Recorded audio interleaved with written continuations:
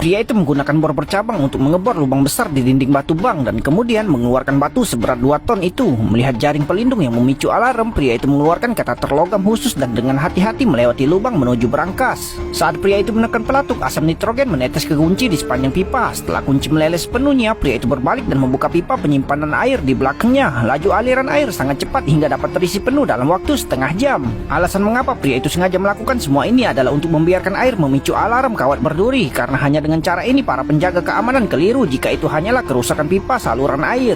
Pria itu menunggu saat petugas keamanan mematikan alarm dan kemudian petugas segera menelpon manajer bank karena selain bos hanya manajer yang memiliki kunci berangkas. Setelah menerima pemberitahuan darurat, manajer bergegas ke berangkas, namun yang tidak pernah diduga oleh sang manajer adalah ketika ia melewati jalan, tiba-tiba sebuah pohon besar tumbang di tengah jalan. Tanpa ia duga, semua ini disebabkan oleh pacar pria itu. Pasalnya, pria itu sudah melakukan persiapan yang cukup matang sebelum mencuri berangkas tersebut.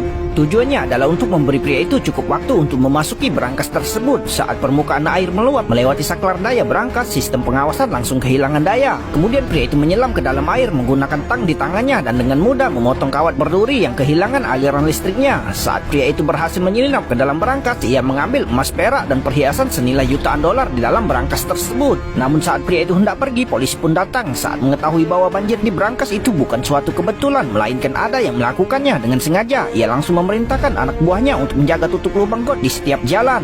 Jika ada yang kedapatan keluar dari got, mereka akan ditembak. Pada saat ini, pria itu tidak menyadari keseriusan situasi dan hendak merangkak keluar dari dasar selokan. Di saat kritis tersebut, pacarnya datang tepat waktu dan berhasil membunuh 2 orang penjaga dengan jarum beracun di tangannya, sehingga pacarnya dapat melarikan diri. Pelabuhan yang dapat digunakan untuk melarikan diri dijaga ketat.